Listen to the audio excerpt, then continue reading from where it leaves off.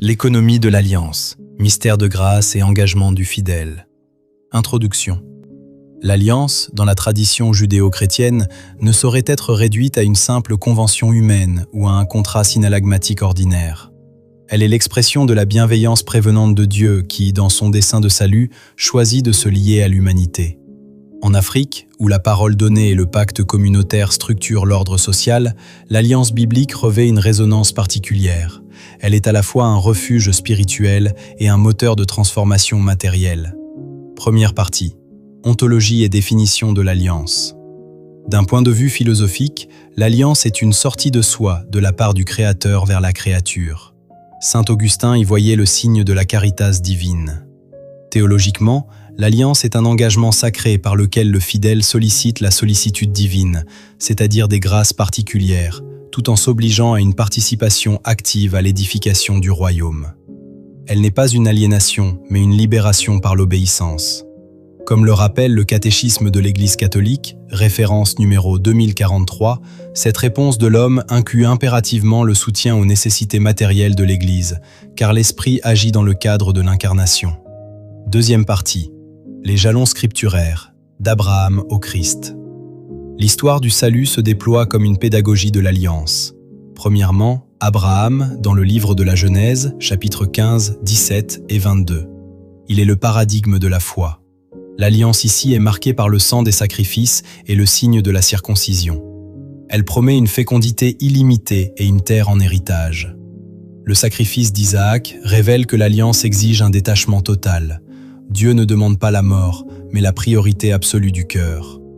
Deuxièmement, Isaac et Jacob, dans le livre de la Genèse, chapitres 26 et 28. L'alliance devient héréditaire et territoriale. Le songe de l'échelle de Jacob à Béthel illustre la porosité entre le ciel et la terre. L'engagement de Jacob, par la dîme, en réponse à la protection divine, fonde la pratique de la reconnaissance matérielle. Troisièmement, la plénitude en Jésus-Christ, dans l'évangile de Luc, chapitre 22, versets 19 à 20. Toute alliance ancienne trouve son achèvement dans le sang de l'agneau. Le Christ devient lui-même l'alliance. En lui, les malédictions de la loi sont abolies, comme il est écrit dans l'Épître aux Galates, chapitre 3, verset 13, pour laisser place à la bénédiction d'Abraham, qui s'étend désormais à toutes les nations. Troisième partie, les lois spirituelles du royaume. La pratique pastorale, particulièrement dynamique dans le contexte ecclésial africain, s'appuie sur des lois spirituelles immuables. Point numéro 1. La loi de la priorité divine. Inspirée par la figure de la veuve de Sarepta dans le premier livre des rois, chapitre 17, ou l'exhortation du prophète Haggée dans le livre d'Agée, chapitre 1, versets 2 à 10, cette loi pose que le service de Dieu ne souffre aucun retard.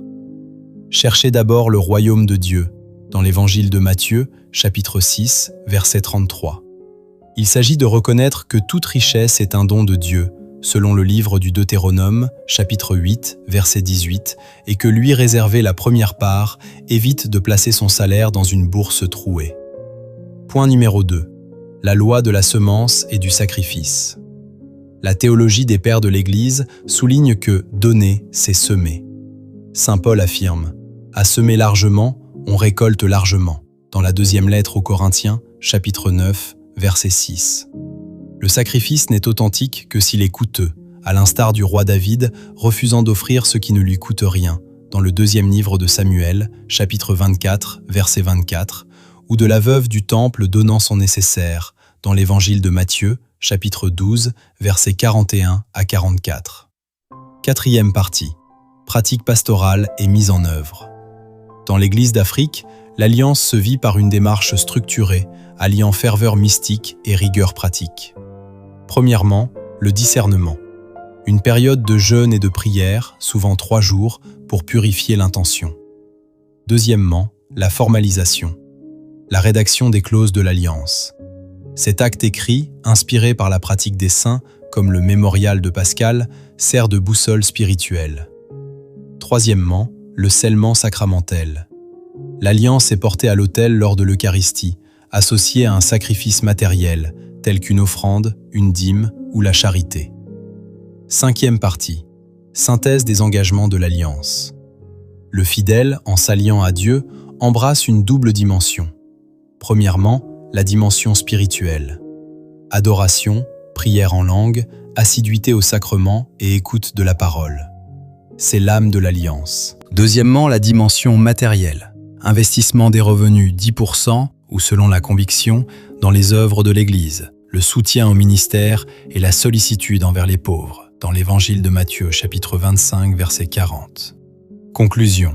L'alliance est un chemin de sainteté où l'abondance spirituelle et la prospérité matérielle ne sont pas des fins en soi, mais des moyens pour glorifier Dieu et servir l'humanité. Comme le souligne saint Irénée de Lyon, la gloire de Dieu, c'est l'homme vivant. L'homme qui vit dans l'alliance est celui qui, conscient de son héritage abrahamique, devient à son tour une source de bénédiction pour les nations.